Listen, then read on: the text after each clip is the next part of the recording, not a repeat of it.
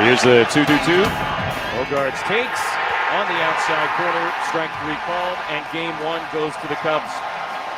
A magnificent performance by the Chicago bullpen. They retire all 14 batters that they face, and the back-to-back homers by Suzuki and Kelly in the bottom of the fifth turn out to be enough. Yeah, that pretty much sums it up. Jesse Agler on the call there this afternoon to Wrigley Field. Welcome into Gwynn and Chris Crisello, Tony Gwynn Jr., who's in Chicago, and Matt Skraby alongside here in the Odyssey Palace studios. We got a couple of hours here on Gwynn and Chris, and then Skraby's going to carry it through until 7 o'clock. The Skraby Chronicles coming up a little bit later on, but today the Chronicles read 3-1 Chicago, and Tony is in Chicago there back at the hotel after the ball game today. And I got to tell you, Tony, as we welcome you in to the show and welcome everybody into the show, the game has been over now for about, I'm going to say 90 to 95 minutes since Jesse made that call on that last pitch to Xander Bogaerts. And in that short amount of time, I have already heard enough negativity to last me a lifetime. I have heard and read and seen and whined and complained to just about every possible thing you could imagine. And all I can say is it's a good thing none of you people out there are playing in the game tomorrow. You would think it is. We didn't know even reason to show up tomorrow, Tony, based on the reaction around here. Yeah, I'm not even going to give that any time, honestly, because it doesn't. It's not helpful. It doesn't matter, honestly, how anybody feels. It sucks. Everybody is, feeling away about the loss, and you give people the space to kind of be in their feelings for the next 16 hours or whatever it needs to be before everybody starts to focus on tomorrow's game. But it's disappointing. I think it's disappointing for everybody, including the guys out there. And so now the reality is they'll have to do something that hasn't been done in this new format kind of playoff system. And that is, after losing game one, find a way to win this series. Now they got some history on this side. They went in 1984. They lost the first two games in Chicago before returning home to win 3 straight. So they'll need to win 2 straight. The job is a little bit less, but it is what's going to have to be done. They also spotted St. Louis the first game in the 2020 COVID playoffs. And came back to win that series 2-1. So, yes, there is some precedence. Mike Schilt was on the other dugout for that one. But, yeah, it's a bad feeling today. But that's all it is, and that's all it should be. If everybody want to look for a blame game here, you want to say this should have happened, that should have happened. They can't hit. They can't do this. They can't do that. It just – it doesn't matter, really. They got shut down. The Cubs bullpen pitched great. The Padres, I'll be honest with you, Tony, I know it's difficult to see through the fog right now. I saw a lot of hard-hit balls get caught on the warning track, frankly, today. Jackson just missed one. I know Sheets just missed one. I know Arise lined one. I mean, that wind was blowing in, and I thought, with Bush getting that first fly ball of the game knocked down, I was like, oh, thank goodness the wind was blowing in. But after that, I think it hurt the Padres more than anything else, because the Padres hit some hard shots out there that didn't go anywhere. So, yeah, no, that's exactly what happened. But ultimately, it doesn't really matter. It only matters if those fall in or if they go over the fence, because otherwise they're outs right now. And I didn't think the Padres swung the bats poorly. I just, they had, 5 opportunities running on third, less than 2, and they didn't get them in. And those are the things that ultimately win you games or keep you in games longer to be able to win a game. The 2 solo shots are what they are. I think he made a mistake to Suzuki and he left that ball down right around the knees, and he hit a line drive. His ball wasn't affected. Kelly. Who hit the set? Kelly's ball certainly had to swim against current there to get over that wall, but he hit it well enough. And flip side, Padres have the double. They get a runner on third, no outs. Can't get him in. They get another runner on third, less than 2, can't get him in. And so, those ultimately boils down to execution. And the Padres weren't able to execute. Padres were, I think they had that 2 for 7 with runners in scoring position. Yeah. The Cubs were 0 for. They didn't get a hit with runners in scoring position. Normally it doesn't work that way, but right. They got the 2 homers. So the long ball we know is effective during this time of year. They got the 1 wild pitch, one of the few we've seen Freddie for me not keep in front. Yeah, right. That one got away, and it set up the sac fly from Dansby Swanson, and that's the only run that they manufactured in that ball game. But the Padres on their end didn't take advantage of the opportunities they had. Let's go back to the 2 situations where the Padres had runners at third base with less than 2 outs. Both times, the first batter in that situation was Ryan O'Hearn, lefty on lefty. And I got to tell you, Tony, how can you criticize Ryan O'Hearn? He hit a sharp ground ball that Swanson made an excellent diving backhand stop on, kept the run from scoring. And the second time O'Hearn had muscled the ball over the infield, I thought that was a base hit when it left the bat for sure. Swanson, tracked that down. Those are 2 really good plays by Swanson. So I'm not trying to be critical. The only thing I wish maybe was, and if they would have had the contact play on with Bogaerts at third base, maybe when O'Hearn hit that shot, Bogaerts would have been able to scamper home before Swanson got up. But that is, we don't know for sure. Swanson may have still got him because that ball was hit hard. Other than that, Sheets popped up with a guy on third. I'm sure he wishes he had that at bat back, but I don't know. It was what it was. I thought Swanson had a lot to do with the reason they didn't score. I thought Ryan had the best of the lefties at bats against the lefties. He hit the rocket. He hit that kind of jam shot that Dansby makes a nice play on. I mean, in a perfect world, maybe knowing what we know now, right? Maybe Manny tags there and forces a play there. But he played it the right way, and he gave his guy another shot. And then Gavin doesn't, puts the weak pop up. That doesn't end up getting the job done. And with Bogey, when he got to third, there's a couple of things that are on my mind in that particular situation. On that grounder, the foot's got to be a factor. You know what I'm saying? Like it's a broken foot. That play is going to be.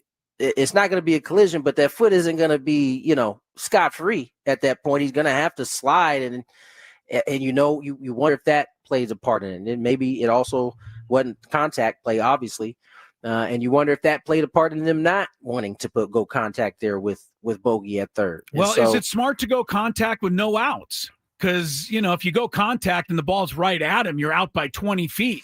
And then you blow the whole rally. So it's not. That's why I say he played it the right way. No contact. But later on, you wonder if that's even in the cards with the foot being still broken. You know what I'm saying? It's all kind of plays a part. But ultimately, none of that matters. At the end of the day, they didn't get those opportunities done. Didn't get them in. Yeah, you're right, Tony. And that's 2 runs, and that was the ultimate difference in the game. And two runs. They lost by 2 runs. They didn't get those runs in. Look at the Cleveland-Detroit game. Cleveland had the tying run at third with no outs on the bottom of the 9th. Could not get that run in. They lost. Yeah. I mean, it's pretty simple. Kind of what's deciding these games here. You're not getting many chances. When you get one, you got to score. And Cleveland lost because of it, and maybe the Padres did too.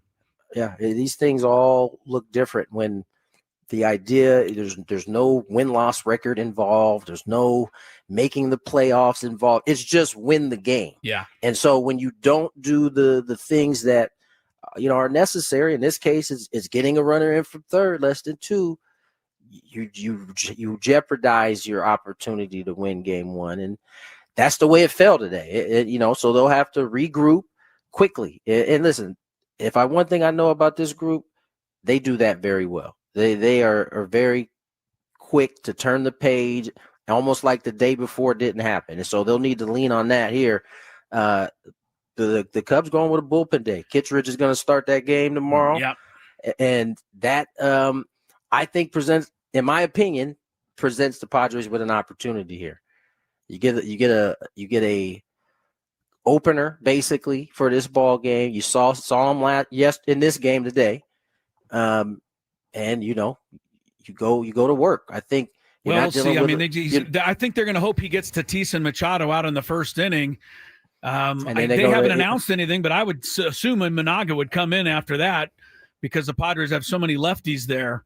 And, I know that Schilt has been loath all year to put three lefties together in his order, but because of the injury to Laureano, we talked about it yesterday, something they kind of had to do. And, they went 0 for 9 today, those three guys. And so that's when I revert back to we got to get something from Fernando, got to get something from Manny, and they went 0 for 7. So, everywhere you look, it was a 3-1 win. Pivetta was incredible with the 9 Ks. His fastball was exploding in the zone.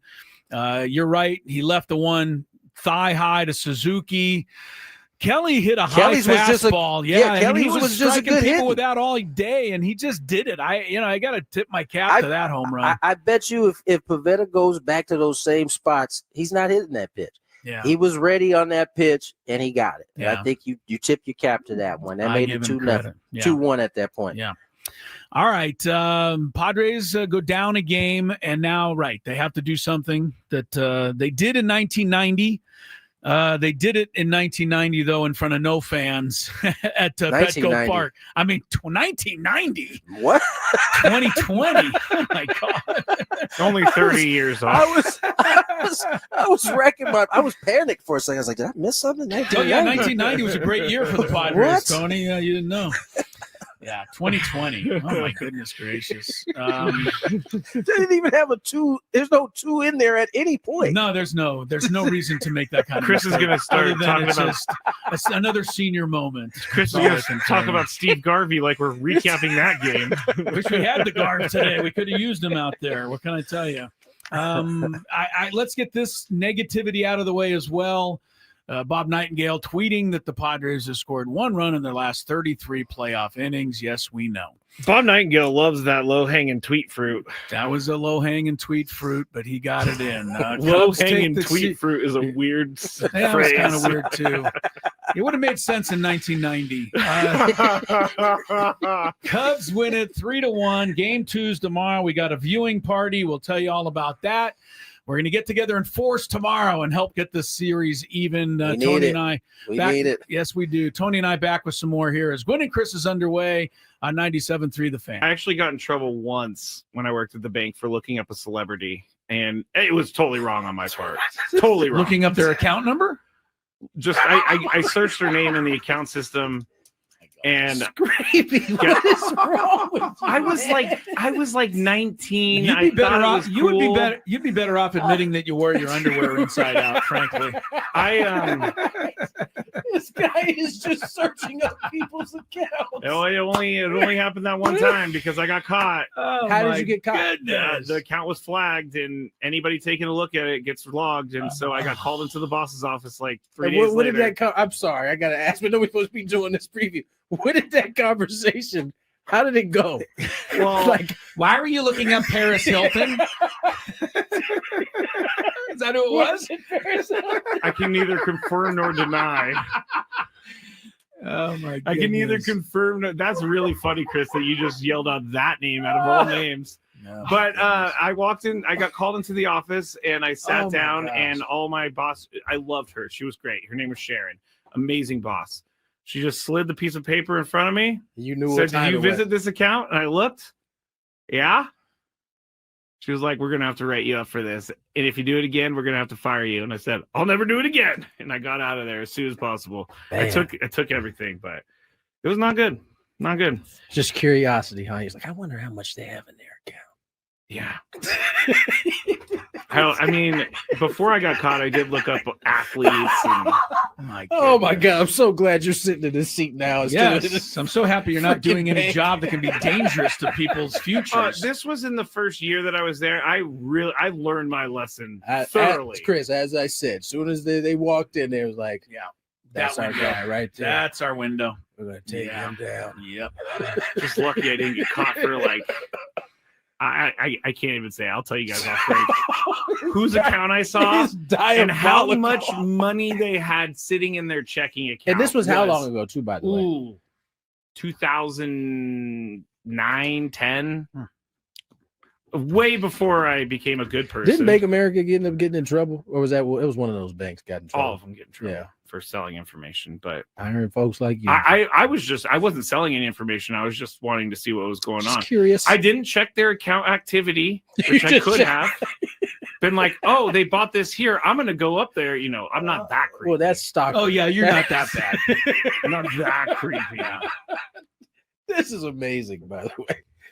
We're supposed to be doing. How are we supposed to do baseball picks under these I don't think we can circumstances? anymore. I think we gotta push it. You guys never did it? Well, I mean, no, Skraby, we didn't. We didn't really? Okay. Like you work at a bank, you're looking at people's account information? That's unbelievable. It only happened for a little bit, and then I got only for a little bit. I can't stop laughing at this because it is quite hilarious, Skraby. But you were saying that I may have gotten robbed or whatever. I actually did get robbed when I worked in San Francisco, and they're called quick change artists. How long did you work in the banking industry? 8 years. I was a teller supervisor when I finished. I was also the merchant teller, which took in around $150,000 in cash a day. Guess what? Always balanced at the end of the day. Yeah, I bet. But there was a guy who walked in. He had about $5,000 in hundreds, and he handed it to me. He said, "Can I get 50s for these?" And I said, you know, it's pretty annoying that he wants $5,000 in hundreds. In hundreds, and he wanted $5,000 in 50s. He just wanted 50s instead of hundreds. So I had to go get it from the vault. I come back. I'm starting to count it out, and then he's like starting to ask me questions as I'm counting it out. He's trying to what did I tell you, Chris? This is what I'm talking about. That window right there. Hey, this guy was so good that no one saw it coming. But so when I started getting mad at him because I counted out the 50s, he goes, "What are you doing?" I asked for 20s. And I'm like, what? You did not ask for 20s. You asked for 50s, bro. Yeah. I had to go to the vault to get those 50s. And as I was getting all mad and talking to my boss, he took the cash off the counter and put it into this folder that he had on the addition. 3-1 Cubs. It has been difficult to score runs today. I don't know if anyone's noticed in the playoffs. Detroit beat Cleveland 2-1. Yankees and Boston are in the bottom of the fourth at Yankee Stadium. 1-0 Yankees. Anthony Volpe, probably criticized as much in New York as Xander Bogaerts has been criticized here. Home run for New York. So Max Fried has the lead over Garrett Crochet. Later, Dodgers and Reds. For some reason, though, when you lose your game, as the Padres did today, I just don't really care about the other ones. I don't have any interest. It's like, let them do what they do. Now, if I win, then I'm, a little more interested in what else is happening out there. But I feel that. Yeah, right now it's, pull it together. We'll wallow the rest of today.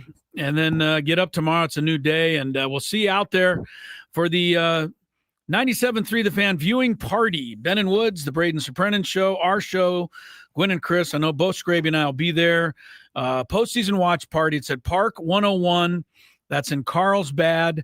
The game starts at 12 o'clock tomorrow. Of course, San Diego, Chicago, and Park 101, bi-level, sports bar, rooftop deck, huge TV screens, North County's best barbecue, craft cocktails, and we are also giving away 3 autographed baseballs and a Padre jersey signed by Xander Bogaerts.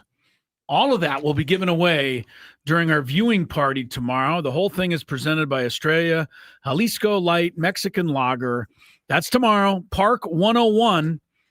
It's located right there in the Carlsbad Village at 3040 Carlsbad Boulevard. So make sure you join us, and we'll all get it together tomorrow and give the boys a boost, Tony, as it were.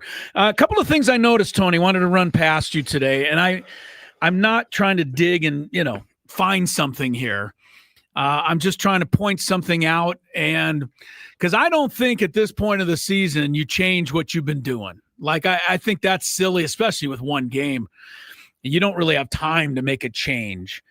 But I thought one thing the Cubs did today, and I don't know if it was by design, maybe it just was because they were pitching really well. 25 of the 32 batters that the Cubs faced today, 25 of them got first pitch strikes. That is a very impressive percentage. And I'm thinking, look, we know the Padres like to work the count. I'm going to say take a lot of pitches necessarily, but drive the pitch count up. Did the Cubs say, you want to wait, you're going to be behind in the count? Or did it just work out that way today, Tony? Because I give the Cubs all the credit. You still got to throw those first pitch strikes.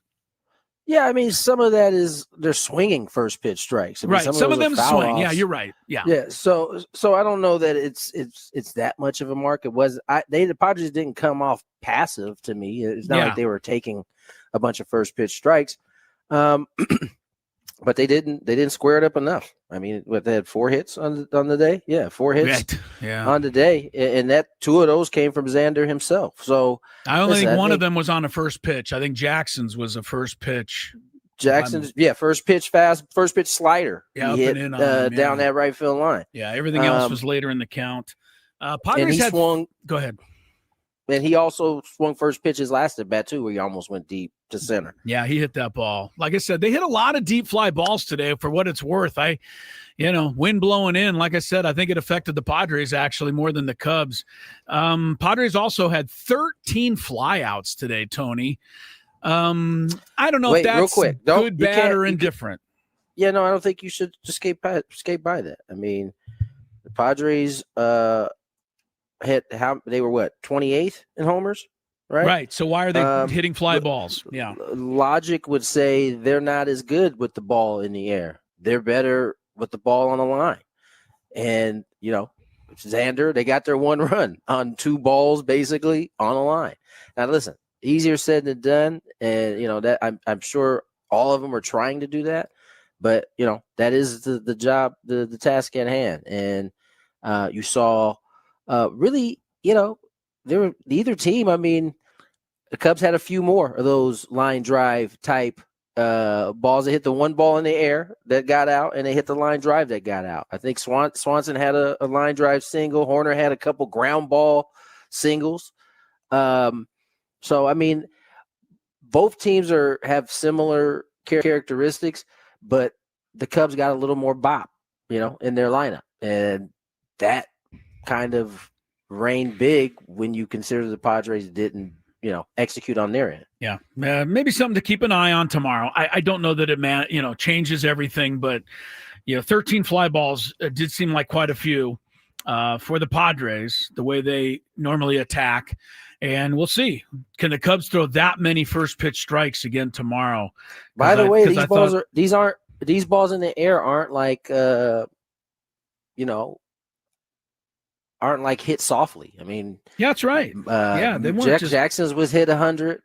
I think I'd qualify Sheets as a line drive that just kind of got caught up in the wind. He kind of hit it a little too high, but I'd say for the most that was a line drive. Yeah, but Manny gets actually called for a fly ball on his line drive to caught by the third baseman in the first inning. That was hardly a fly ball. So yeah, no, that's a line drive. Yeah, I would say that was a line drive.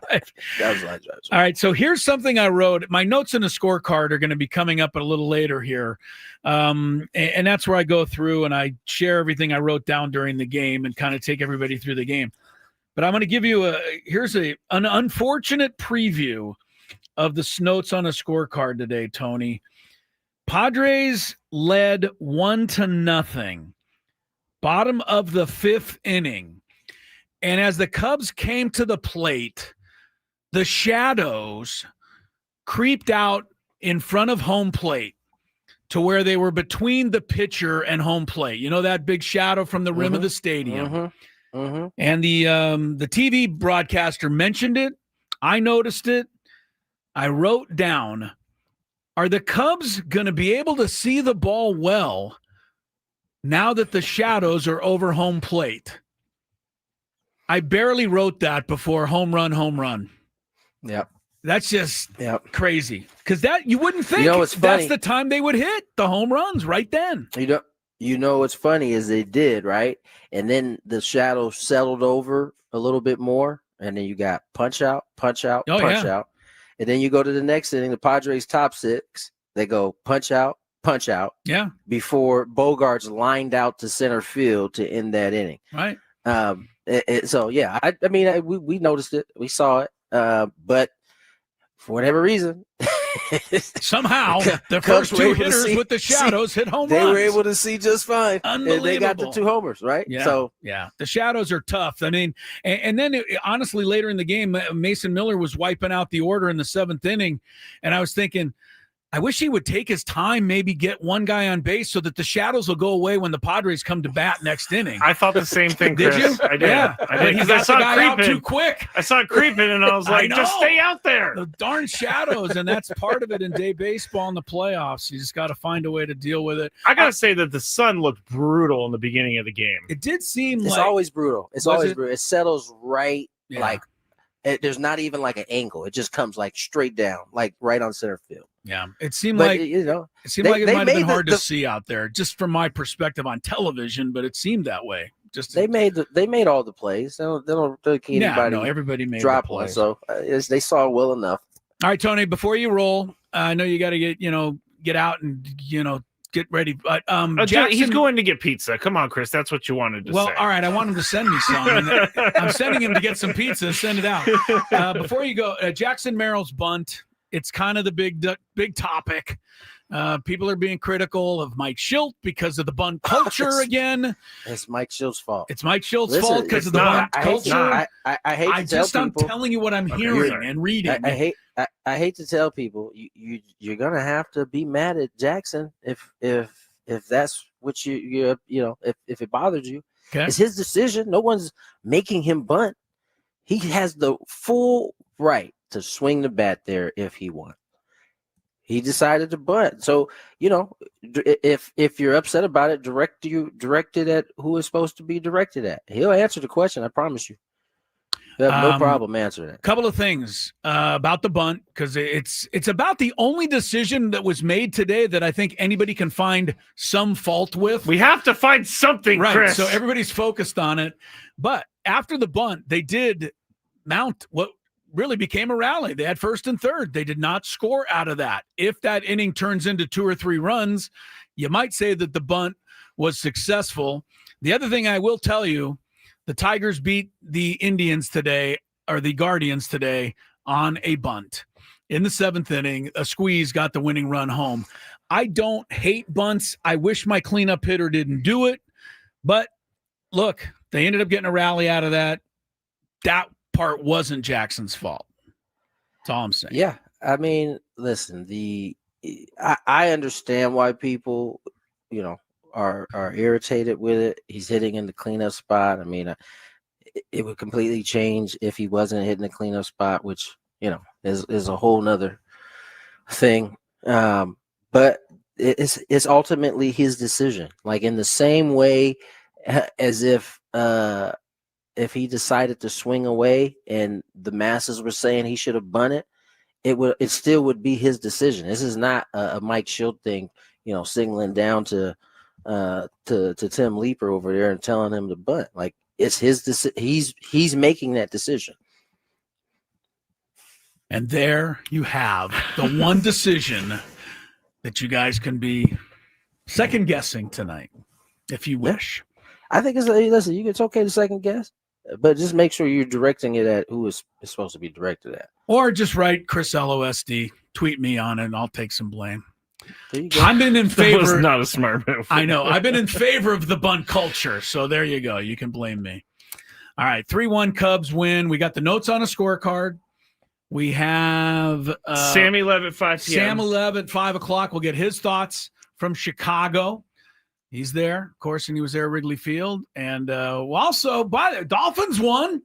That ought to make maybe me happy. That's about it. Their wide receiver. I had to turn the channel. I couldn't look at it. I couldn't tell if Tyreek was happy that he got hurt or I've never seen a guy so happy to be carted off the field. I think he was just kind of shocked, honestly. That is him hiding the pain and hurt that he has, knowing he's about to miss the whole season. Yes, he is. All right, we'll take a break. Gwynn and Chris returns afterwards. Ben and Woods on the Fan. I would like to hear Woods sing Bohemian.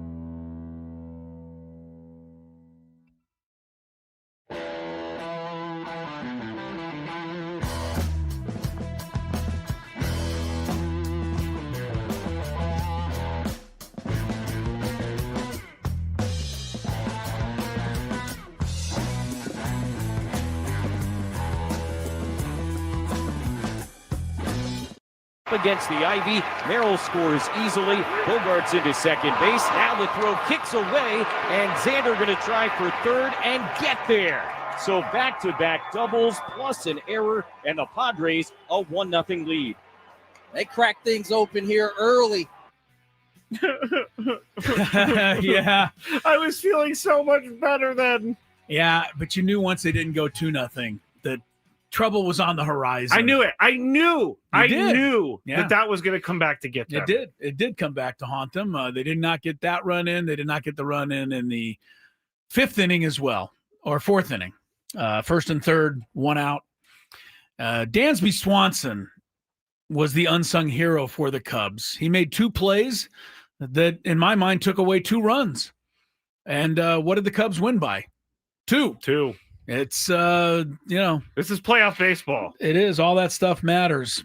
All right.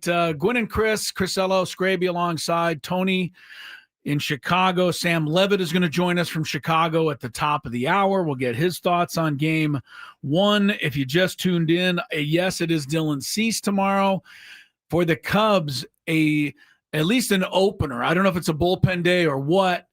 Right-hander Andrew Kittredge, who pitched the eighth inning today and retired, among others, Fernando and Arise, will face Fernando and Arise again tomorrow to lead off the game, because Kittredge is the opener for the Cubs tomorrow. Whether that means Imanaga comes in for 4 or 5 innings after, whether that means they go bullpen day all day, I can only say one thing about it. I hope it just blows up in their face. I really do. Baseball, I know. Losing his mind in the back room. I am. All these analytic people, I know you all think you're taking over the sport, and more power to you. And Craig Counsell's taking his pitcher out today, the second time through the order after 4 innings, etc. And it could not have worked better, right? Yeah. I mean, all of the analytic stuff, it seems to work. I just wish it wouldn't. I wish one time, right, somebody would put all of these analytics to use and would just blow completely up. Like tomorrow would be a good time for it. That'd be perfect. Padres score like 7 in the first inning, and it doesn't matter who their opener was. How many times have they done this wild card thing? I know that no team. This is the 13th, 14th, 15th, and 16th series. Can we stop referencing this stat like it's been 100 years of playoff baseball? No, it's been a couple of years. We can only stop referencing it once somebody does it. And hopefully, again, it would that'll be like the Padres. No team has. It's the third series of the wild card. No team has never come back. Well, from but game they're not one. doing that. It's been 12 it's series. Been 3 years. It's been 12 series. It's happened all 12 times. It doesn't scare me, is what I'm trying to say. All right, here's what maybe could scare you: 10 of the 12 have turned into 2-game sweeps. Okay, that does scare me. Okay, so only 2 of them have even gone to a third game, let alone win the series. And obviously, everybody says correctly the Padres have to win 2 games. But guess what? They got to win 1 first. Yes, they do. So that's what we'll do tomorrow. We'll be watching the game with all of you at Park 101 in Carlsbad, our 97.3 The Fan viewing party. All right, let's check traffic. And then my wife's shopping list and today's notes on the scorecard. From the 855 Get Ross Traffic Center, protecting San Diego after accidents or injury, here's Kelly Danick. This game day traffic report is brought to you by Crystal Geyser, Alpine Spring Water. Got a crash on southbound 163 right at the South 805 connector ramp. Couple vehicles involved there over to the right shoulder. Southbound side of the 805 past Market Street, stalled work truck in the HOV lane. And westbound 78 before Emerald, collision over to the right shoulder. What makes Crystal Geyser Alpine Spring Water different? They always bottle their Alpine Spring Water less than 1.5 miles from the spring source. And all of their bottles are made with 50% recycled plastic from their own recycling plants. Crystal Geyser, bottled at the spring source. I'm Kelly Danick with Gwynn and Chris, San Diego's #1 sports station, 97.3 The Fan.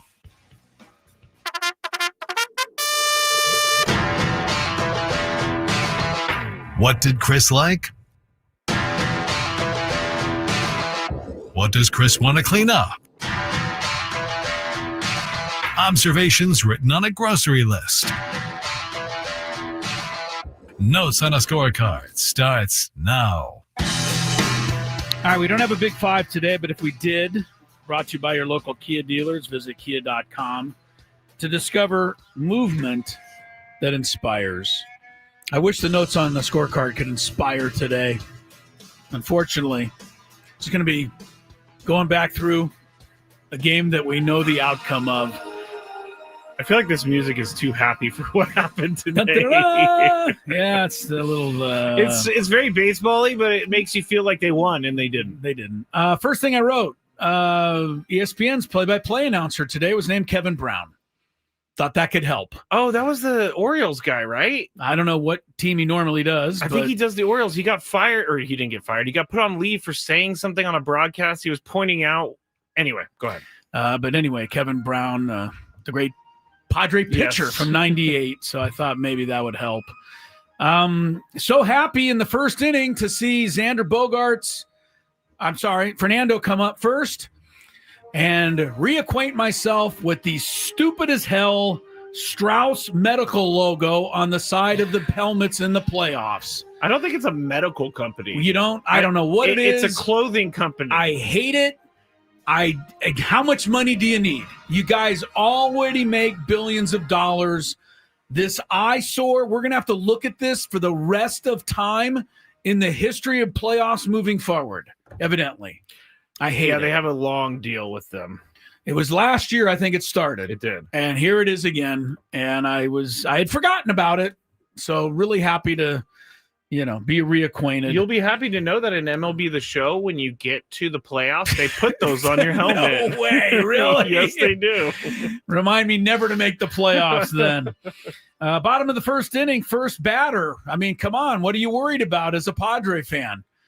That the first batter is going to hit a home run. It's been happening all month. Well, Michael Busch almost did. I think Jackson went back to the ivy to catch it. That was scary. And my first thought was, thank goodness the wind is blowing in. But you know what? That was about the only ball the Cubs hit all day where that mattered. And I thought the Padres ended up having 3 or 4 balls hung up in the wind today. So I think the wind blowing in eventually helped Chicago. Just as a little aside, I liked the little moment where they showed Boyd's press conference yesterday when he got choked up about, talking about how far he'd come in his life and in his career to start a playoff game. I saw that, and I was in pure. You were like Padres was mode. it I was like, "What a baby!" Yeah, he got the last laugh. Yeah, and of course, I wasn't serious, people. Yeah, I appreciate a guy, really understanding how lucky he was to be in that spot. Very true. Merrill's double. And then Bogaerts came up here. And I thought, okay, here's the first moment of the game. And is Bogaerts going to be able to move him to third base? Situational hitting, hit the ball to the right side. But Bogaerts outsmarted Matthew Boyd here. And what happened was Boyd pitched him inside, way inside. Well, it's hard to hit those pitches the other way. But with 2 strikes, Bogaerts just said, you know what? He's probably going to come inside again. I'm just going to go ahead and pull it. Now, Boyd didn't make a great pitch. He left it out over the plate a little bit. But my thinking was that Xander was ready to attack and pull that baseball because that's what he was being given. And he doubled, and we had a lead. And we got the extra base. And then O'Hearn came up, and Swanson made I thought, a great play. We already talked about it with Tony, why Bogaerts would not be going on a contact there with no outs. You don't want to get thrown out by 25 feet at home. Also, maybe Xander's broken, bone has something to do with that. At least Tony thought it might. The real, bat you'd like to have back was Sheets with just a weak pop up to third base. I know. And Jake with an easy ground out, and now 1-0 instead of 2-0. And you knew that was gonna kill us. We've seen it all year long. Merrill makes a nice play early in the second, keeps Suzuki off. Chase down a that was pop a really up in nice short play. left center field. Pivetta strikes out Kelly there with the high fastball, and then same thing for PCA before he threw him one of those nasty curves. PCA must have missed it by 25 feet. He did. And Pivetta looks so good. I wasn't thinking we're going to win 1-0. I really wanted a couple more runs, but I thought we could win 1-0 I did because too. Pivetta was looking that good. He had 5 Ks the first time through the order. And the Padres led 1-0 through 3. Manny gets the lead walk. Merrill bunts. We already talked about that. I didn't even understand why they pitched to Bogarts there. Runner at second, nobody out, or one out. You got 3 lefties waiting on deck, 6, 7, and 8. Why even give Bogarts a pitch to hit? The Cubs did. Sure, their analytics told them to do it. Anyway, Bogart beat out the infield hit. You got first and third. But unfortunately, it was then lefty, lefty, lefty. And I had the worst feeling that was going to haunt us today. And it did, although it's hard to blame O'Hearn. He muscled the ball to center field. I thought he had a hit. Yep. And, good work by Swanson again to go back and catch it. Could Manny have tagged up there? I think Fernando could have tagged up there. I don't think Manny could have tagged up there. Bottom of the 4th inning, I wrote this because I love this about the playoffs. Padres are leading 1-0. There's nobody on base. Ian Happ's up, and the count goes to 3-1. And the crowd goes crazy, rises in their feet, cheering. And I'm like, yeah, that's playoffs. Yeah. When 3 balls is a rally. Yes. It was. Cubs fans got up. He ended up striking out the whole thing. But I just love that stuff. Boyd comes out in the 4th inning, or the 5th inning after Fermin's 1-out single. And, again, how can I dispute it? They obviously decided before the game ever started that no matter what Boyd did, he was not facing Fernando and the rest of the lineup a third time. They already had him warming up. They already knew pitching well. They already knew it. Yeah. And he knew it. And out he came in 4 1/3 innings, and I thought, please let this blow up in their face. I hate this analytics stuff. And we know it didn't blow up in their face, Skrabe. They faced 14 batters out of the bullpen. They did. They got them all out. All right, so that gets to the bottom of the 5th, the fateful bottom of the 5th. And, I write down, can the Cubs see the ball well in the shadows? Yeah. Suzuki evidently could see it. Yeah. Thigh-high fastball. Probably the only mistake Pivetta made all day. Then the second home run by Kelly, letter high fastball they'd been striking everybody out on all day. Kelly got to it and hit it through that wind. The guy must lift a bunch of weights because that's a strong guy to hit that ball on the wind blowing in on that high of a trajectory. Tony was talking about this during the game, because Pivetta was throwing a ton of fastballs because the Cubs are not like a good 80%. Yeah. Do you think maybe possibly he threw too many fastballs? No. Okay. I think you got to go with what's working. I can't second guess, the Kelly one. The Suzuki one was just where he didn't want it there. Then top of the 6th, the shadows are still there. And as Tony and I discussed, Manny and Merrill couldn't have hit the Palencia thing with a broom. Yeah. I mean, those things were just by those guys, unfortunately. Bottom of the 6th, Morejon comes in, and I'm thinking, man, the game's going to get away here. Get single, but you got the double play, 5-4-3. And then Morejon got out of the inning with 2 outs, runner at third. A lot of times after a double play, pitcher will think I'm kind of out of the woods. You got to bear down and get that third out. He did. He got Tucker to keep it 2-1. In the 7th inning, again, and I brought this up last week, Padres had 6, 7, 8, lefty, lefty, lefty. I didn't need to see that Pomeranz was coming in. I knew Pomeranz was coming in. And I know O'Hearn and Sheets and Jake, they didn't hit, they all hit the ball okay, but all flied out. That's just, Pomeranz going to face those guys again tomorrow. I guarantee you. You put them 6, 7, 8 again, he'll come in and face them again. And it's tough. You're asking those guys to, come up with a hit against one of the really hard, tough lefties out there.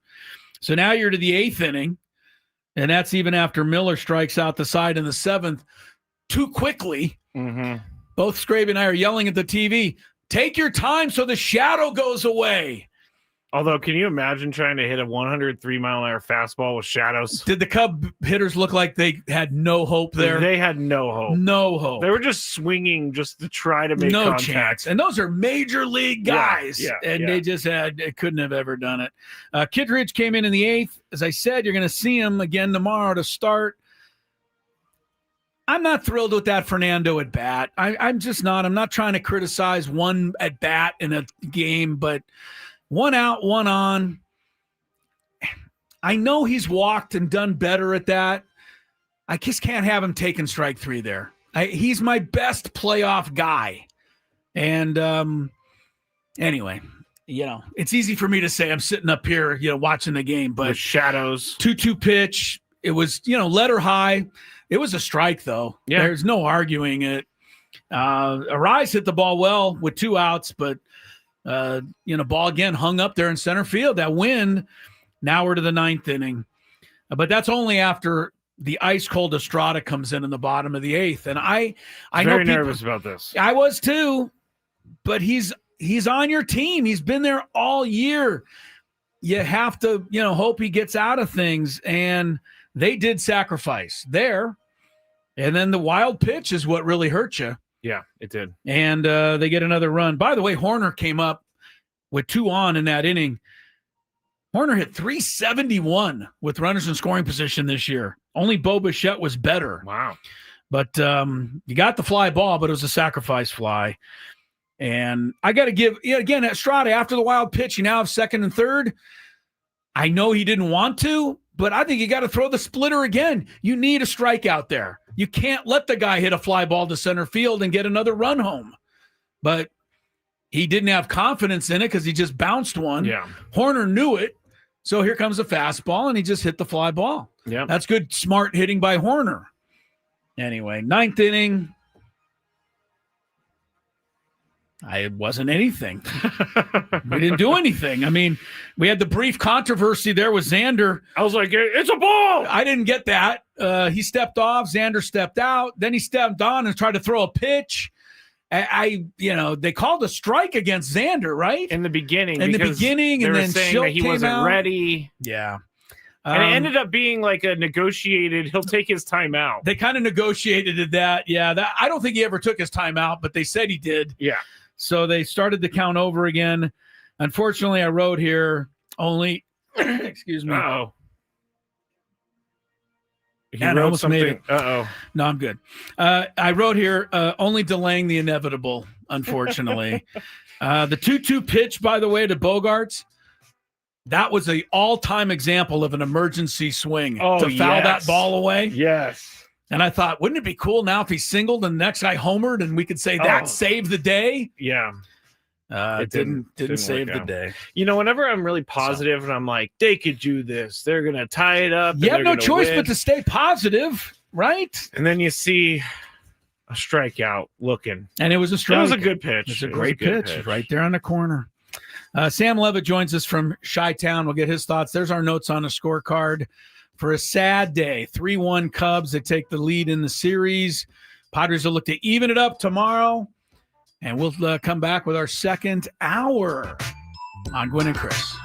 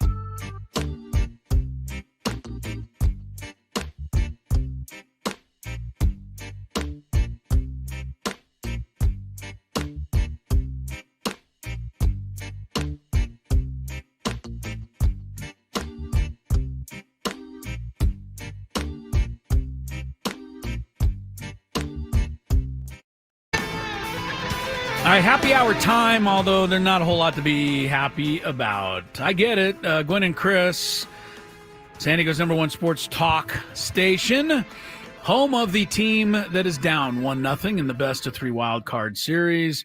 If you're just tuned in on your way home, you missed the game today because you just had to work. Good for you. You didn't miss a whole lot. You missed a very stressful game. It was stressful and just kind of disappointing. It really was. Padres offense completely shut down. I mean, that's the only way to say it. Last 14 guys went out in order. I think you're making a very good point, though, in the break by saying Guardians and Tigers only scored 3 runs. Padres, Cubs only scored 4 runs total. And right now, in the top of the 7th, it's Yankees 1, Boston nothing. Yeah, it's hard to score. It's hard to score, and that's why when you get a guy to third with no outs, you gotta find a way. You have to. Yeah, and the Padres didn't do it, and the Guardians didn't do it in the bottom of the 9th. Lost to the Tigers today, 2-1. I mean, I'm not doing the Cleveland notes on a scorecard, but I guarantee you, bottom of the 9th, down by a run, and you don't get the guy in, that's going to keep you up all night. Yeah. As is trying to hit Tariq Skubal, who had, I think, 14 strikeouts today. That was insane. For the Tigers. It's kind of crazy because, like, the Guardians were on fire coming into the playoffs. Does not matter. And the Tigers were not, and it still is yet to be seen who wins the series, but yeah, it's baseball. Early. It's early. Red Sox trying to get something going now that the Yankees have taken Max Fried out of the game. Fried went 6, left with a 1-0 lead, and Boston now putting a couple of runners on here, 2nd and 3rd, with 1 out in the top of the 7th against reliever Luke Weaver. Anthony Volpe is responsible for the only run so far, a home run. Sam Levit in Chicago. He's presented by David P. Shapiro, criminal defense attorneys. If you are facing criminal charges, trust David P. Shapiro and his team. They're helping clients regain control since 2010. Visit davidpshapirolaw.com.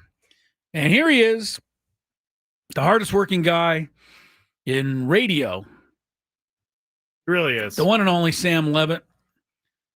With the Padres down a game in the best-of-3. Sam, give me just a feel. Leaving Wrigley Field today. I don't know if you saw any players, talked to anybody, got any clubhouse time, but where do they go? I mean, the disappointment and, obviously trying to shake it off for tomorrow. Yeah, well, I was on the air, so I didn't get a chance to go in the clubhouse post game and kind of hear. I've heard after the fact of some of the things that the guys had to say. Look, I think 2 things can be true at once. Obviously, you didn't want to lose game 1. Nick Pivetta pitched well enough for the Padres to win the game. The bullpen did the same. And it's just a hard formula to win if you're going to score 1 run on 4 hits and have as many missed opportunities as they did today. With that said, the other side of the equation is that all you need to do is win 2 games. And I heard Gavin Sheets say it after the game. The mission hasn't changed in the sense that you always needed to win 2 games to win this series.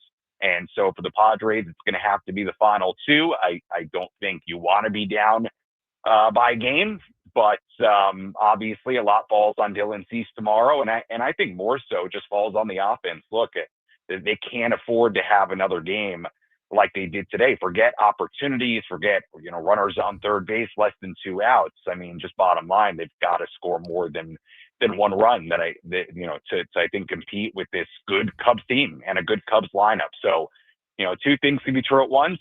It didn't go their way today. You didn't want to be behind by a game, but the mission has not changed. You had to win 2 this whole time, and they'll have to do it now with their backs against the wall tomorrow. Sam Levit's in Chicago. Tony and I discussed this, Sam. Don't know if it was something that caught your eye today, but Padres had 13 flyouts. Almost half their outs were made in the air. The wind was blowing in today. I thought that hurt the Padres a few times. I thought they had some balls hard that kind of just hung up, and PCA was able to track them down and, right and left center field. But the Padres are not, a home run hitting team necessarily. I think tomorrow, if you can focus on it or think about it, but low and hard, I think will serve them better. Yeah, I agree with you. Look, they have not been a home run hitting team all year. I mean, they've been in the bottom third of home runs, by team rankings all year. The Cubs have been a home run hitting team on the contrary. And, look, I do think today was a good example. If you don't hit home runs and you are going to be committed to playing small ball, which is what they've done a lot. I mean, look, people can get upset. And I understand, Jackson Merrill laying down the bunt, is going to draw a lot of attention in the fourth inning. But, I look beyond that. I mean, I don't really focus on the bunt itself. The bottom line is, when you play that style of baseball, you just can't afford to miss the opportunities then or have good situational hitting. Yeah. When you have a runner on third base in less than 2 outs, and they had 3 opportunities between the second and the fourth inning where they did not get that runner home. So I don't focus on the bunt as much as I focus on just the lack of execution, because, if you're sitting there today surprised that they were playing small ball, then I feel like you haven't been watching this team. I mean, that is how they've played, and like it or don't like it, that seems to be the way they want to play. And, if you're going to play that way, they just can't have happen what happened today, which was missed opportunities to execute when they had nice opportunities to drive in runs and build on a lead. And what it means on the flip side, Chris, is that, unfortunately, if you only score 1 run and you miss those opportunities, just puts a ton of pressure on your pitching. And Nick Pivetta can't afford to have a stumble for a couple of batters. Jeremiah Estrada can't afford to bounce one. Freddie Fermin can't afford to not keep it in front of him. Those are the little things that, you're going to have to, you're living with a very small margin for error if your offense does not score a lot. And I feel like that's what we saw today in a number of respects. Sammy, we'll let you roll here. Just your quick thought on what you think the Cubs may do after Andrew Kittredge. I'm hoping that he gives up about 7 runs, and it doesn't really matter what they do, but I'm sure Craig Counsell has something in mind. I would think it's got to include Imanaga, but, I don't know. I'm sure some people are trying to, figure it out. Yeah, I think it's interesting. I do wonder how the game goes, if that dictates what they do. If they have a lead, do they go to Imanaga, or do they have it in their head that maybe they could push him to game 3 if they need him?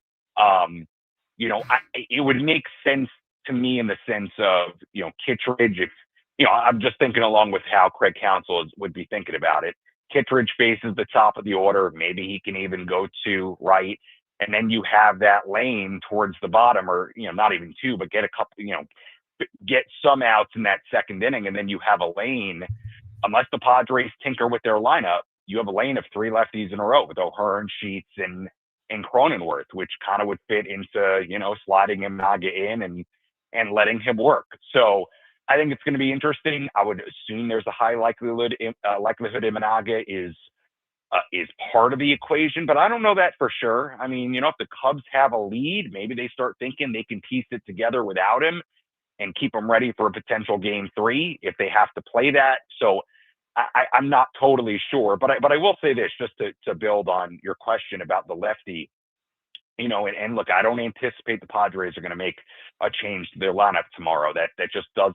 That wouldn't fall in line with how things normally go, with Mike Schultz and making kind of very quick changes to what they believe in.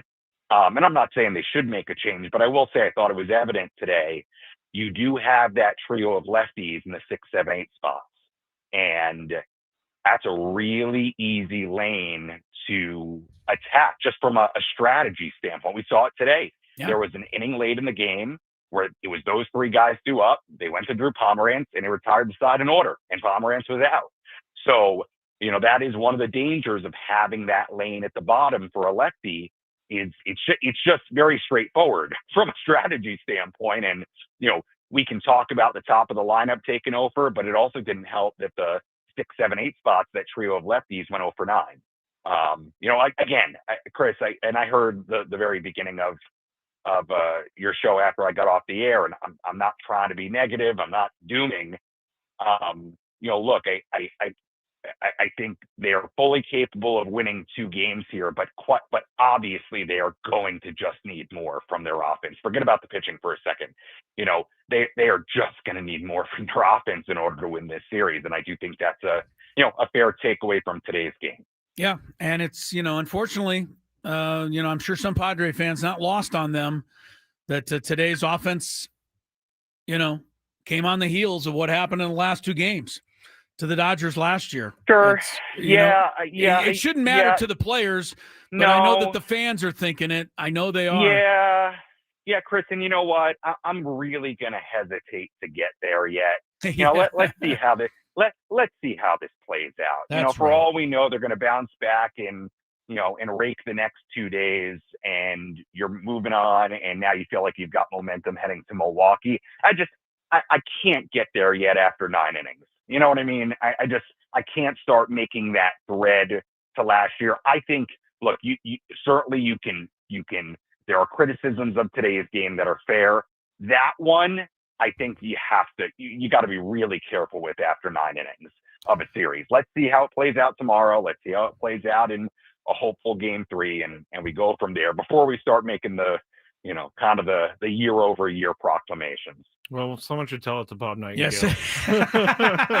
Yeah, I wasn't the one who tweeted it out. Bob Nightingale was the one who reminded all of us he had a tweet earlier tonight. All right, Sam, have a good pizza or whatever it is you enjoy tonight in Chi-Town. Well, you want to know what I'm doing right now? Yes. Actually. Of course. I am. So for those of you who watch the pregame show on YouTube, you may have noticed we had a little internet issue towards the end as the ballpark filled up. You guys have been to enough of these ballparks. You can have internet issues in these ballparks. So I took the red line on the L, and I am currently at Best Buy acquiring just a little gadget. No way. So I can hopefully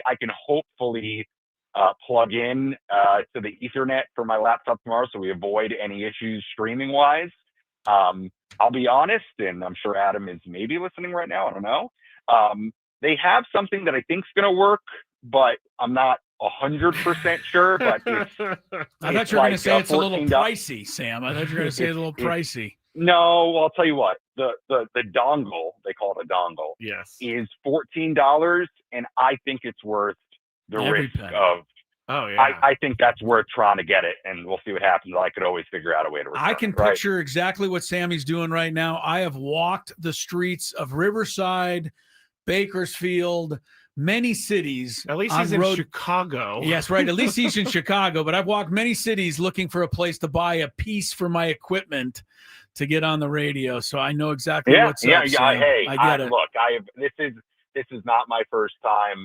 It's not my first rodeo. I mean, you name a Guitar Center in some minor league town, if they had one, and I've been there to get like an XLR cord or something that I needed that, like broke or forgot or so. Yes, I'm used to it. It's not a big deal. Sam, have a good night, man. Relax, enjoy yourself, and we'll have a more upbeat conversation tomorrow. Yes, absolutely. Everybody sleep well, wake up tomorrow, re-energized, ready to go. That's my message. That's a good message, Sam. Thank you, Sam. Sam Levit's pregame show gets underway at 11:05 tomorrow. While we were chatting there, the Red Sox have taken the lead over the Yankees. I got to think that if you're Max Fried, you're a teammate, it's a team sport, but you got to be angry that you threw a gem. 6 1/3 innings. He left with nobody on base, but 102 pitches, and they had to go to their great bullpen, but it didn't work this time. Luke Weaver gave up walk, double, 2-run single to the pinch-hitting Masataka Yoshida. I would 2-1 Boston, bottom of the 7th. I would much rather lose with 2 solo shots in the 5th inning than that. Well, they haven't lost yet, the Yankees, although they're in trouble because Crochet has been mowing them down with 9 strikeouts through 6 innings. We'll take a break. More Gwynn and Chris coming up. We got to at least spend a minute on the Dolphins. We will before the show ends. Okay. What are you going to do next? I don't know. Well, I thought maybe next we do, but we'll see. All right. Come back. We'll all find out together after traffic.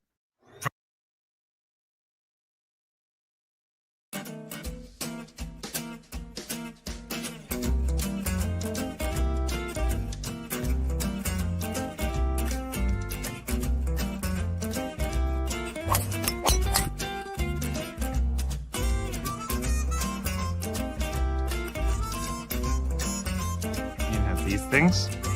It even tells you, hey, there's a canyon over here. Don't hit it here. Skraby from about 45 feet. His caddy tells him to play it a little to the right. He's been playing well so far today. Fourth hole.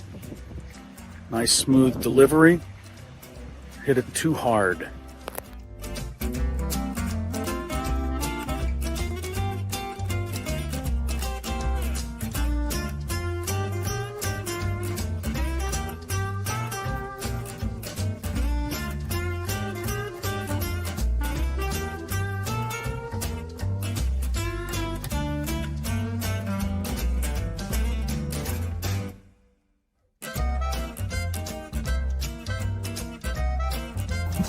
Sasquatch. So Chris says that he can't play golf, but this is the second birdie putt he's made for us. This time it was like 20 feet. Thank you very much, Greg. But once again, you're hitting some very nice shots as well. I'm not usually complimentary to you, but I can't help but be complimentary. Your shot making today. With my what? Your shot making. You hit some.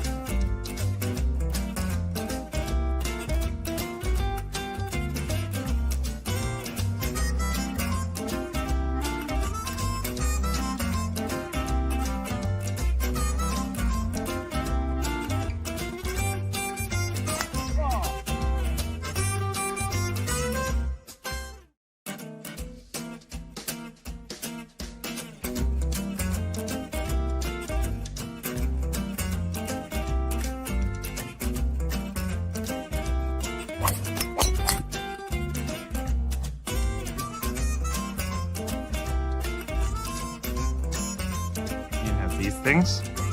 It even tells you, hey, there's a canyon over here. Don't hit it here. Skraby from about 45 feet. His caddy tells him to play it a little to the right. He's been playing well so far today. Fourth hole. Nice smooth delivery. Hit it too hard.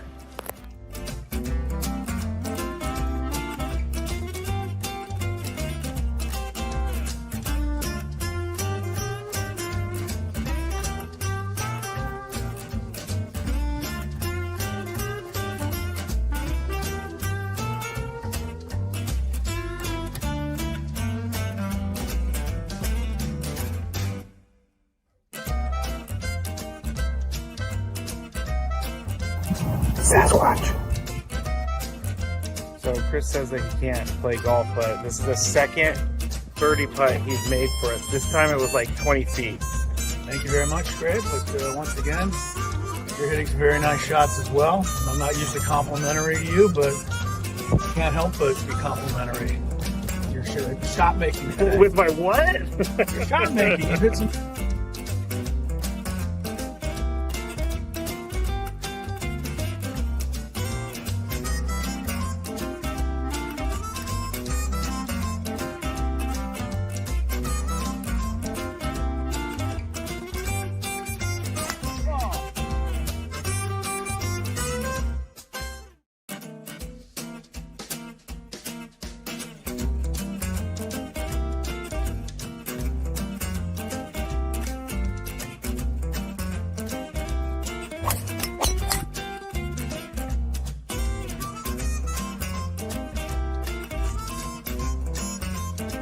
These things.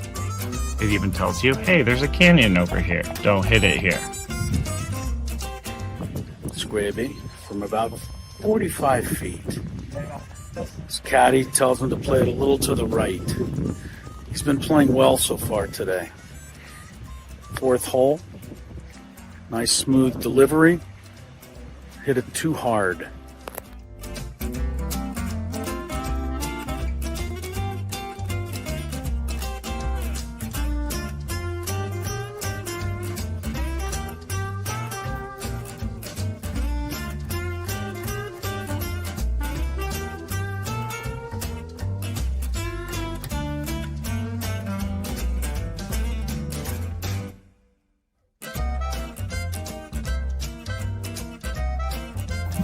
Sasquatch. So Chris says that he can't play golf, but this is the second birdie putt he's made for us. This time it was like 20 feet. Thank you very much, Greg. But once again, you're hitting some very nice shots as well. I'm not used to complimentary to you, but I can't help but be complimentary. Your shot making today. With my what? Your shot making. You hit some.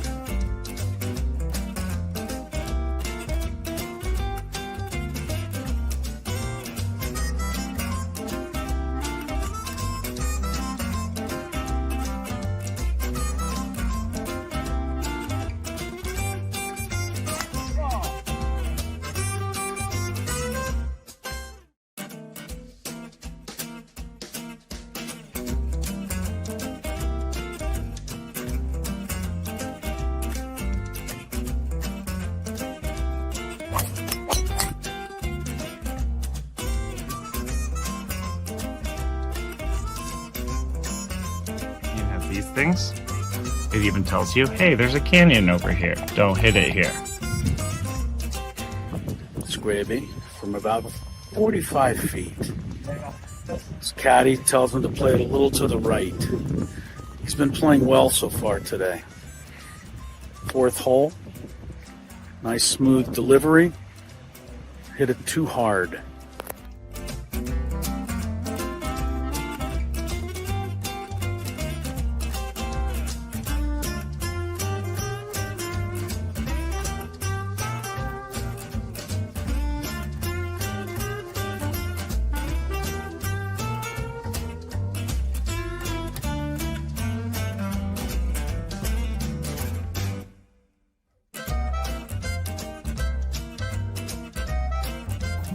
Much like the Padres did earlier today, at least right now, Red Sox just took a 2-1 lead.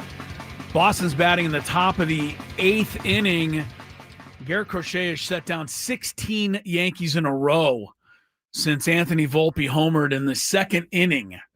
So, I mean, you talk about doing nothing. The Yankees are doing, similar to Padres. Last 14 of them went down today.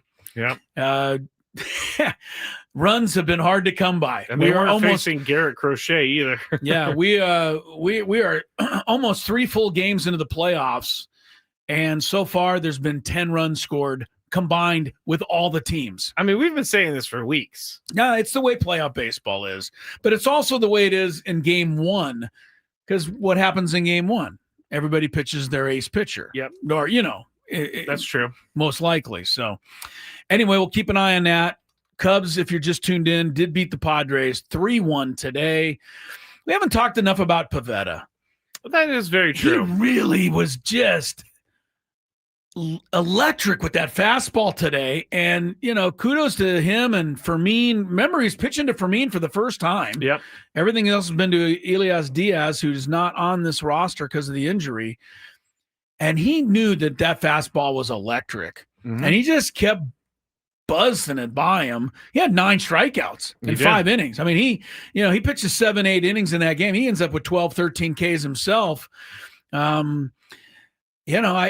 just got to give those guys for the Cubs credit in the 5th inning. The darn shadows came over home plate, and I'm thought, wow, they can't see now. Boom. And home run. I mean, you got to give it a Suzuki. I give more of the mistake variety because the pitch was down about thigh high, and I don't think he wanted it there. Carson Kelly home run, I got to give to Carson Kelly. Man, that was a high fastball. He'd been striking him out on that all day. And, terrific. He hits a high fly ball into the wind. I don't think people thought it was going out. I think when Sheets and Merrill ran back, I thought they felt they'd catch it. Just kept going. Well, because all of their hits do end up at the warning track. Yeah, Padres lead the world in warning track fly balls, and they hit 13 fly balls today. I think if you're going to be critical of one thing, that would be it. Got to get the ball, and it's easier said than done. Yeah, why can't they just hit some grounders? Yeah, just get line drives and ground balls, and when you hit the ground ball, make sure it's through the hole. Don't hit it at somebody. Exactly. Right. It's super it's really easy. Not that tough. You know what to do. I've played MLB The Show. I can do it. Yeah, you know what to do. Can we talk?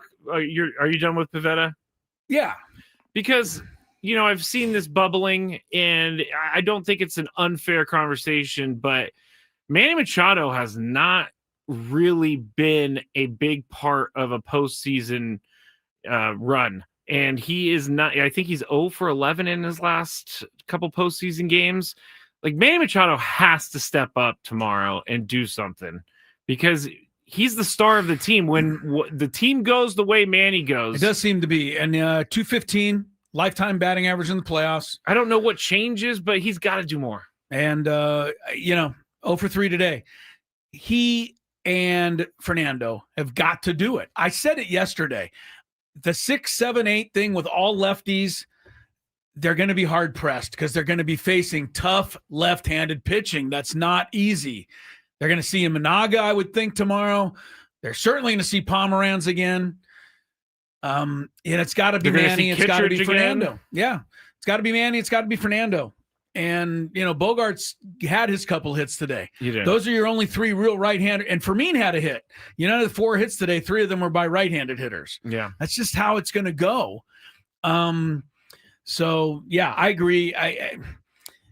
Look, Manny's going to be the guy one way or the other, carry it. And he's, for those who say Manny doesn't clutch up, I'll never want to agree with you. But when you struggle in the playoffs, that's what people are going to say. I mean, this is where, not careers are made. He's got 11 career postseason home runs. So it's not like he's never done anything.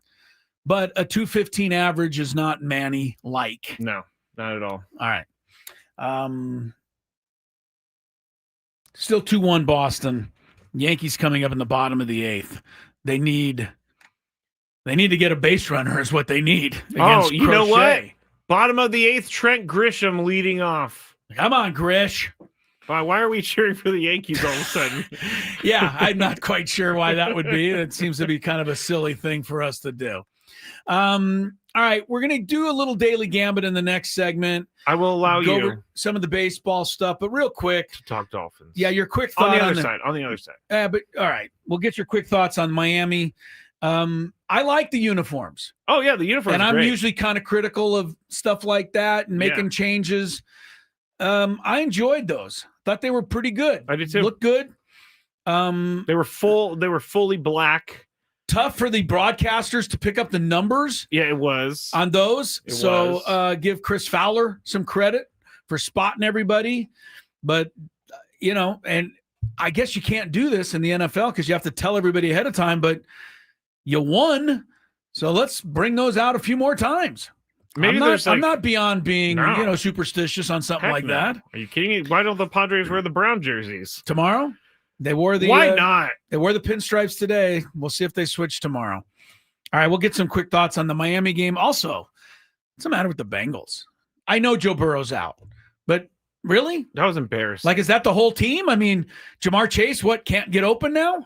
I think it's the quarterback can't get him the really ball. Is he okay? Well, you tell me, is he standing there open and he's just not getting it to him? No, you're right. I mean, that was an embarrassment last night. Pretty bad. A Monday Night Football. In the NFL, you couldn't even move the ball. In the NFL, you should never punt 8 times in a row. No, and most of those were 3 and outs. And then last night, their last possession of the game was like 4th and 4. They punted. Like, if you're not telling your team that we're going home. Like that was embarrassing. Yeah, at least go for it. Who cares if you don't convert and give them the ball in your territory? That was embarrassing. Should I say it again? That was embarrassing. Yeah, I think you made your point. Okay. All right, we'll do some. We'll kick a little more football around, and we got the football news of the day. Tyreek Hill is. I don't know if he'll ever play again. His agent says he will, but I don't ever believe Drew Rosenhaus, honestly. So we'll get the latest on his injury. I still don't think they've said anything about Lamar Jackson. He's doubtful, probably 2 to 3 weeks out. Okay, but I didn't even see that. Brock Purdy may be back. Some other stuff on football and, a little daily Gambino coming up. Coming up on. All right, it's time for the Beaver Nuggets. So the story is somehow Buc-ee's got brought up. I think Frank brought it up. Yes. And it's a rest stop / mall / entertainment zone, super center. And someone said on the chat yesterday that they have like 100 They went to one with like 100 gas pumps, which is a lot, I guess. But while we were talking about this, Sam Levitt was in New York listening, and he goes, "Put me on, put me on, put me on." And so we put him on, and he's talking about how much he loves Buc-ee's.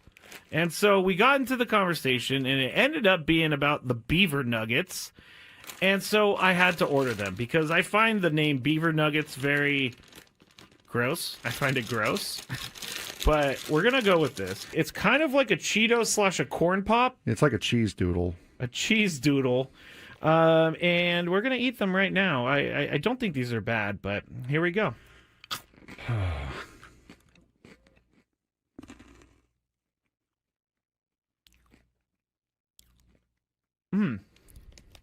I like it. It tastes like a corn pop. I was just saying it tastes like a waffle, really. It does kind of taste like a waffle. You know what? I'm in. These are good. Yeah, I'm not. You want another one? No, I don't want another one. But yeah, I mean, it tastes like a waffle, like a waffle with syrup on it. It's pretty good. I gotta say. I'm not hating these at all. Actually, they're very good. I like this. The waffle is a perfect explanation. If you've ever had, I'm sorry, I'm talking on the microphone with food in my mouth. But if you've ever had a, what is it? A Lay's potato chip that's waffle flavor. It's kind of like that. Sad Fryer says, are they cheesy? No, they're not cheesy at all, actually. They're sweet. No, it's like a hard waffle with syrup on it. With dried encrusted syrup on it. Now, I don't exactly know what the puff is. It could be just fake something. Most likely. I mean, it's like caramel a little bit too. All right, I gotta stop eating these because I will eat the whole bag. I love these things. I'm gonna leave them here though because I will eat this if I go home. It's just gonna be a bunch of beaver nuggets in my bed as I sleepwalk or something like that. All right, it's time for the beaver nuggets. So the story is somehow Buc-ee's got brought up. I think Frank brought it up. Yes.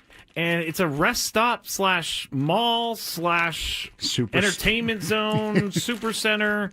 And someone said on the chat yesterday that they have like 100. They went to one with like 100 gas pumps, which is a lot, I guess. But while we were talking about this, Sam Levitt was in New York listening, and he goes, "Put me on, put me on, put me on." And so we put him on, and he's talking about how much he loves Buc-ee's. And so we got into the conversation, and it ended up being about the beaver nuggets. And so I had to order them because I find the name beaver nuggets very gross. I find it gross. But we're going to go with this. It's kind of like a Cheeto / a corn pop. It's like a cheese doodle. A cheese doodle. And we're going to eat them right now. I don't think these are bad, but here we go.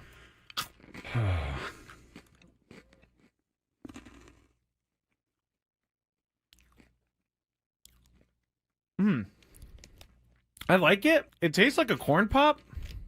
I was just saying it tastes like a waffle, really. It does kind of taste like a waffle. You know what? I'm in. These are good. Yeah, I'm not. You want another one? No, I don't want another one. But yeah, I mean, it tastes like a waffle, like a waffle with syrup on it. It's pretty good. I gotta say. I'm not hating these at all. Actually, they're very good. I like this. The waffle is a perfect explanation. If you've ever had, I'm sorry, I'm talking on the microphone with food in my mouth. But if you've ever had a, what is it? A Lay's potato chip that's waffle flavor. It's kind of like that. Sad Fryer says, are they cheesy? No, they're not cheesy at all, actually. They're sweet. No, it's like a hard waffle with syrup on it. With dried encrusted syrup on it. Now, I don't exactly know what the puff is. It could be just fake something. Most likely. I mean, it's like caramel a little bit too. All right, I gotta stop eating these because I will eat the whole bag. I love these things. I'm gonna leave them here though because I will eat this if I go home, it's just going to be a bunch of beaver nuggets in my bed as I sleepwalk or something like that. All right, it's time for the beaver nuggets. So the story is somehow Buc-ee's got brought up. I think Frank brought it up. Yes. And it's a rest stop / mall / entertainment zone, super center. And someone said on the chat yesterday that they have like 100. They went to one with like 100. All right, happy hour is brought to you by GL Pool, swimming pool experts trusted by thousands of San Diegans since 2006. Yes, the Padres are still going strong.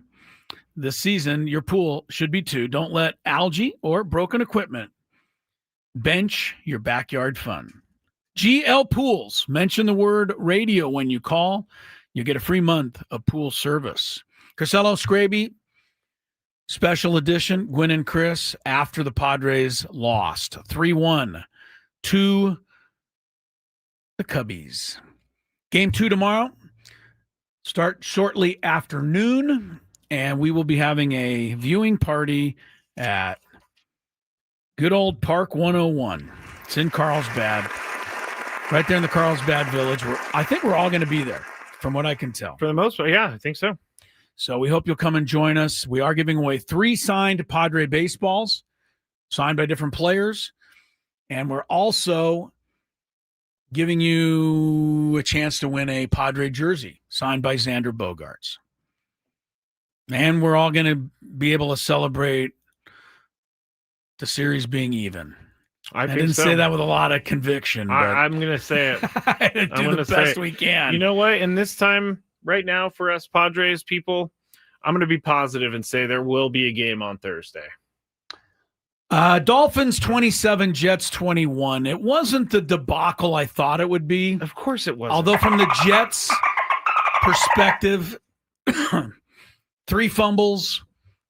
What did they have? 19, 21 penalties. I mean, it seemed every play. I think it was like 13 or 14. But Aaron Glenn, after the game, was screaming so loud at the Jets. Everyone could hear him in the hallway. Yep.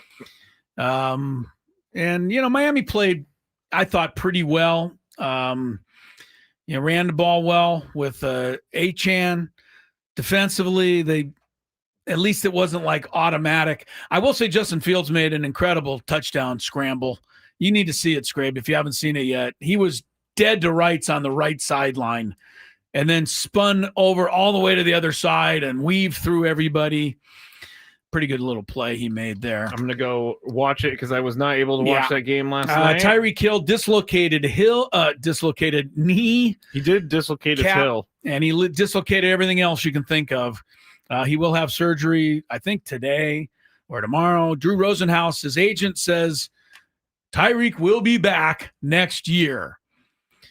Most people have their doubts. And if you go back and look at other football players who've had dislocated knees, not many of them have made it back. One that has is Nick Chubb, and it took him a long time. It did. To come back. But we'll see. As a Dolphin fan, do I miss Tyreek Hill? Am I, upset about it? I honestly think it's addition by subtraction at this point. Tyreek had a pretty good game, I will say, last night. He is a big But he's such a distraction. I don't know that it may not just help them in the long run, honestly. Let's see. I tried to give you an update. There is really no update on Lamar Jackson officially. But Skraby is saying the rumors and the people are saying it's probably a couple of weeks. He's doubtful for the game against Houston, but there hasn't been an official thing from the Ravens. I'm going to say that he misses this game. All right. Ravens have not commented officially yet. Purdy, your guy, Brock Purdy, having toe issues continuing, but he says he hopes that won't keep him out. Thursday against the Rams. I was going to say, it's a short He didn't week have for much them. time. I think that he may have played last week because Mac Jones ended up injuring his knee in that third game, and they didn't want to put the pressure on him. I don't know. I felt like Brock Purdy was coming back way too quick just because of the nature of the injury.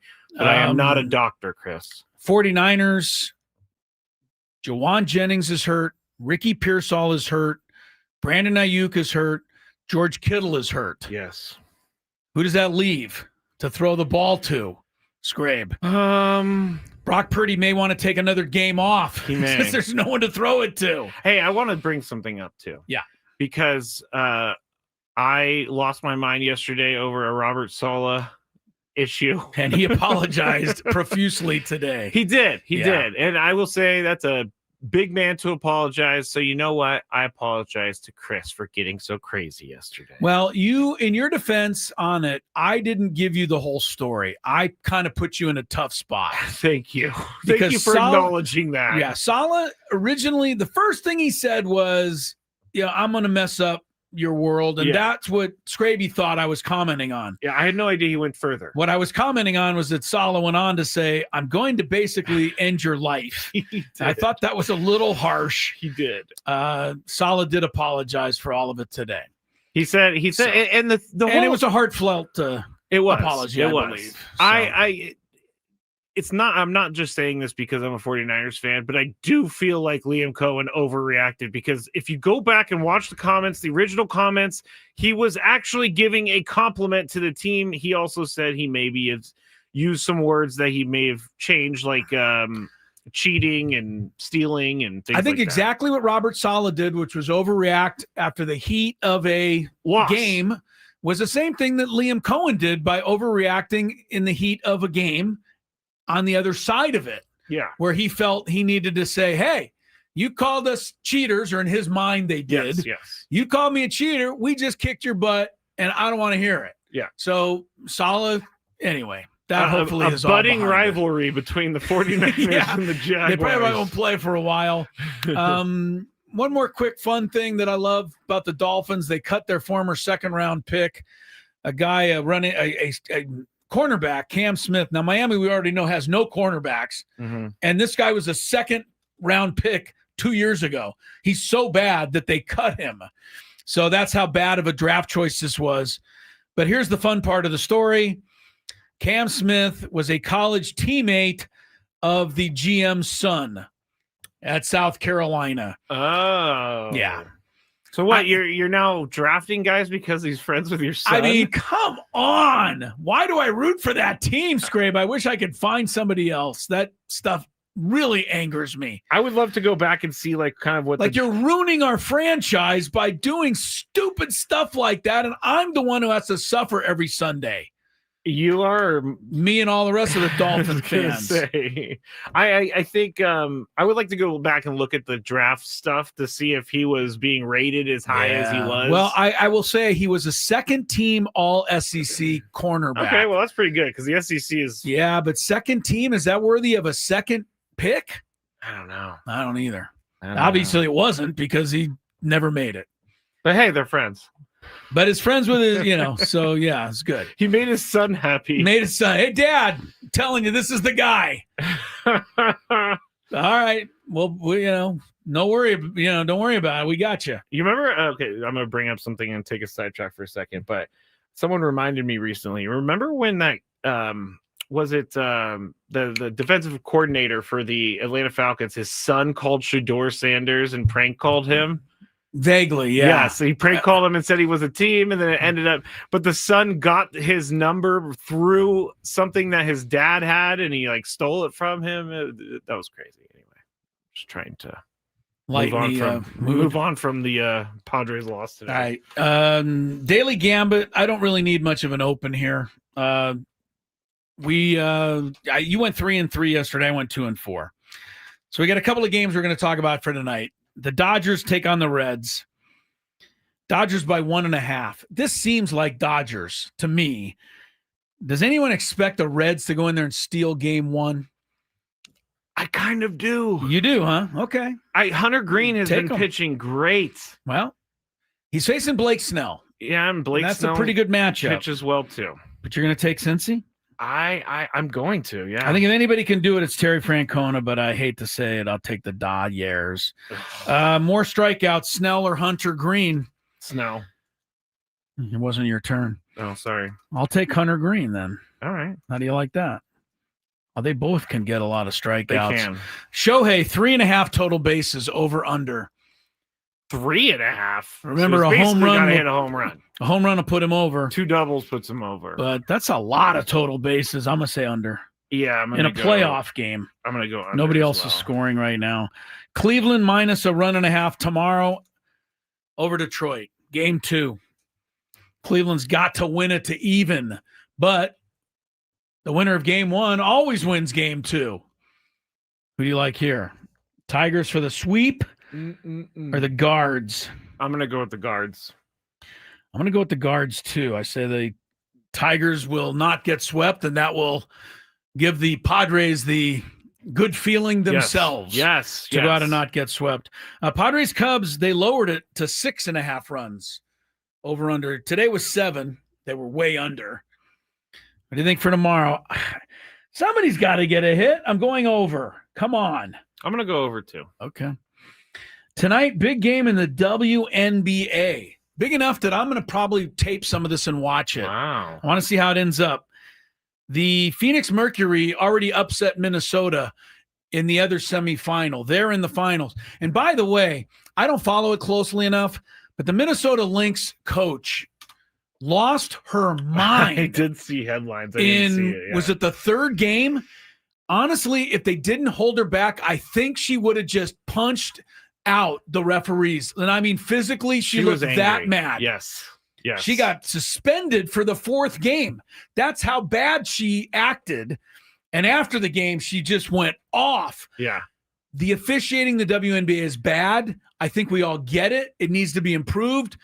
But I would suggest to all the coaches in the league to stop whining so much about it, because we're not focusing on the games. We're focusing on the officials, and that's not good for your sport. The WNBA is trying hard to get their sport to be watched, but they're actually they end up getting all of the outside noise. They seem like all the Angel Reese and what she's tweeting and and Clark who's fouling who and Yeah. who's getting a hard foul and who's mad and who's pushing somebody and the refs are terrible.